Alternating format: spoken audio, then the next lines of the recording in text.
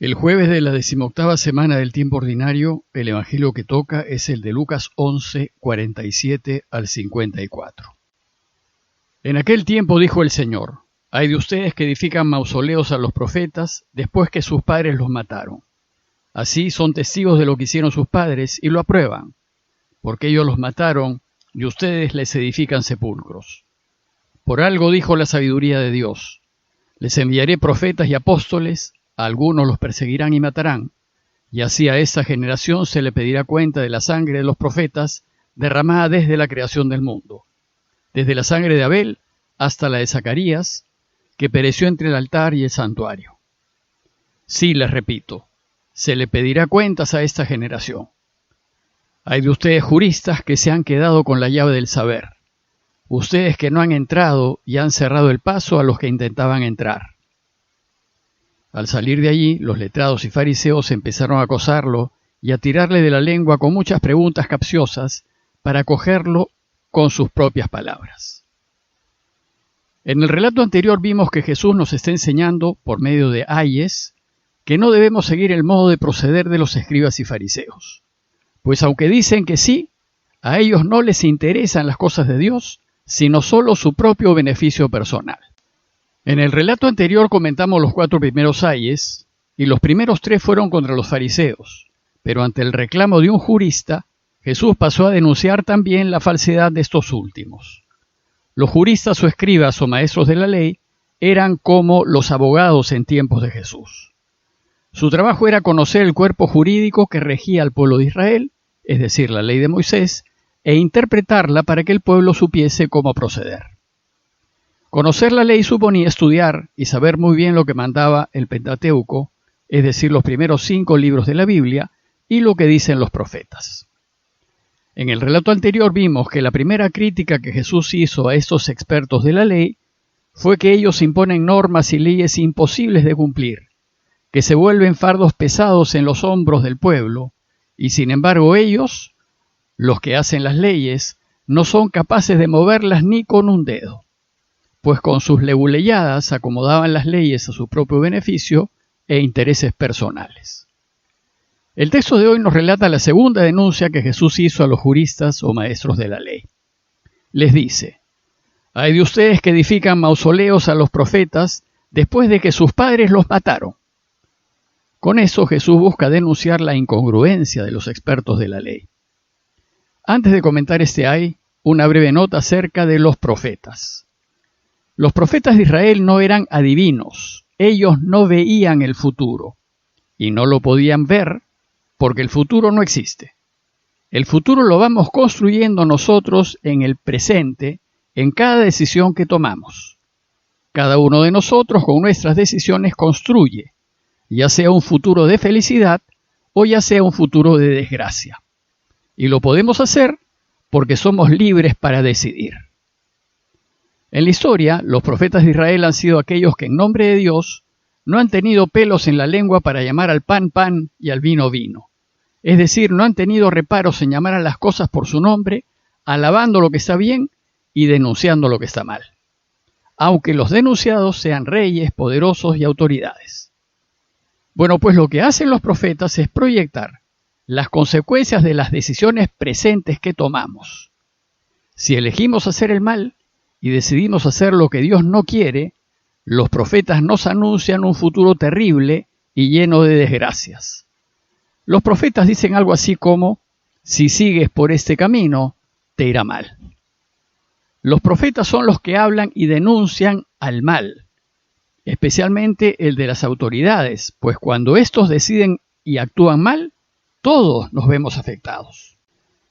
El resultado del hablar profético es que estos reyes, poderosos y autoridades que decidieron y actuaron mal, a fin de no sentirse criticados, van a preferir perseguir y matar a los profetas y así silenciarlos.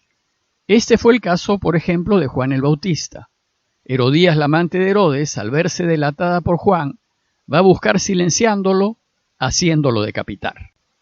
De otra parte, el pueblo reconoce la valentía y santidad de sus profetas, pues se atreven a hablar en nombre de ellos y protestar por el abuso y la injusticia de los poderosos. Y entonces, cuando un profeta moría de manos de las autoridades, el pueblo reconocía su valor y lo consideraba mucho más que a sus reyes y autoridades.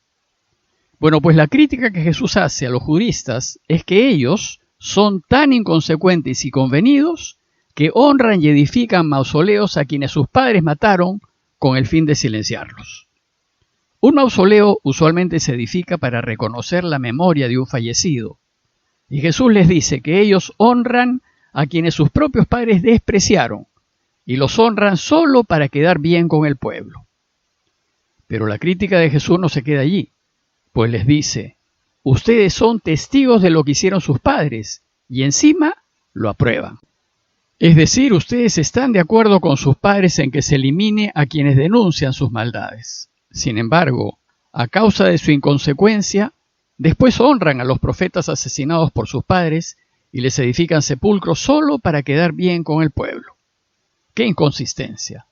Más bien debería darles vergüenza el proceder de sus padres. Jesús concluye su crítica diciéndoles: por algo dijo la sabiduría de Dios: les enviaré profetas y apóstoles, a algunos los perseguirán y matarán, y así a esta generación se le pedirá cuentas de la sangre de los profetas derramada desde la creación del mundo, desde la sangre de Abel hasta la de Zacarías, que pereció entre el altar y el santuario. Silenciar a quienes los denuncian y sacar a la luz sus trapos sucios es una práctica de quienes viven según los valores del mundo. Y así ha sido siempre. Por eso, para reforzar lo dicho, Jesús menciona a dos hombres justos conocidos por sus oyentes que fueron asesinados por hacer lo que agradaba a Dios. Estos son Abel, el hermano de Caín, en Génesis 4:2-14, que fue asesinado por obrar bien y alabar a Dios. Y el otro es Zacarías, en 2 Crónicas 24:20-22, que era hijo de adoptivo de Joiada, que el rey Joás del siglo IX-VIII hizo matar en un tumulto popular en el templo entre el altar y el santuario, porque Zacarías le dijo que no estaba obedeciendo los mandamientos de Dios. Y con estos dos ejemplos Jesús busca mostrar que es una práctica de parte de quienes son del mundo eliminar a quienes ponen en evidencia su mal proceder. Además, esta conclusión alude a lo que harán con Jesús más adelante, pues a fin de silenciarlo, lo acusarán falsamente y lo crucificarán. Y a su iglesia también la difamarán y la perseguirán a fin de silenciarla. Pero no podrán lograrlo, pues el bien siempre, tarde o temprano, gana al mal, y todo queda a la luz. A este punto, quienes son del mundo, para quedar bien ante la gente, alabarán a quienes sus colegas mataron. Y Jesús concluye diciendo: se los repito, se le pedirá cuentas a esta generación. Es decir, no obstante las alabanzas que los hijos de los asesinos harán a los profetas asesinados y a la iglesia perseguida, estos tendrán que rendir cuentas. Y la última denuncia que Jesús hace a los juristas es la siguiente: hay de ustedes juristas que se han quedado con la llave del saber, ustedes que no han entrado y han cerrado el paso a los que intentaban entrar. Por el saber, Jesús se refiere aquí a la ley de Moisés. Los maestros de la ley la han estudiado a profundidad y que la conocían perfectamente. Pero desgraciadamente ellos no seguían el camino que proponen ni vivían lo que la ley enseña. Es decir, ellos tienen la llave del saber, conocen que lo que enseña la ley lleva a la felicidad y a la vida, pero no lo ponen en práctica y no entran por la puerta. Y por tanto no se benefician de este conocimiento. Pero lo peor es que impiden que los demás entren poniendo una serie de regulaciones, normas, prescripciones hechas por ellos que nublan el camino a la vida e impiden que la gente siga con facilidad los deseos de Dios. Y esto porque en realidad no les interesa que la gente llegue a Dios ni ayudan a que la gente lo encuentre. Su único interés son ellos mismos y hablan en difícil porque solo les interesa mostrar lo mucho que saben para que la gente los alabe y los aplauda. Como ven, Lucas ha resumido en este relato una serie de críticas de Jesús hacia los fariseos y los maestros de la ley, y que el pueblo también criticaba, pero que no se atrevía a denunciar por no sentir que podía hacerlo. A manera de conclusión, les comento la última línea del relato de hoy que muestra la reacción de aquellos a quienes Jesús critica. En lugar de reconocer lo que estaban haciendo mal, dice el texto que al salir de allí, los letrados y fariseos empezaron a acosarlo y a tirarle de la lengua con muchas preguntas capciosas para cogerlo con sus propias palabras. Así como sus padres que mataron a los profetas, ellos no soportan las críticas que les hace Jesús a su mal proceder. Y a medida que Jesús se acerca a Jerusalén, esta oposición irá creciendo, hasta que finalmente los fariseos y maestros de la ley, que vivían según los valores del mundo, buscarán silenciarlo crucificándolo. Es decir, a Jesús lo matarán solo por dar testimonio de la verdad y por denunciar públicamente a quienes hacen el mal. Después esa tarea de anunciar la verdad y denunciar la injusticia recaerá en su iglesia. A nosotros nos toca seguir defendiendo la verdad y no quedarnos callados ante la injusticia, el abuso y el aprovechamiento de quienes tienen el poder. Pero como le sucedió a Jesús, hacer esto hará que también nos quieran silenciar. Debemos ser conscientes de que si seguimos el camino de Jesús, algunos que se dicen católicos pero que actúan como los piadosos escribas y maestros de la ley, nos levantarán falsos testimonios y denuncias infundadas, y nos perseguirán de diversas maneras a fin de evitar que hablemos la verdad y nos opongamos a lo que es injusto, a la corrupción y a la mentira.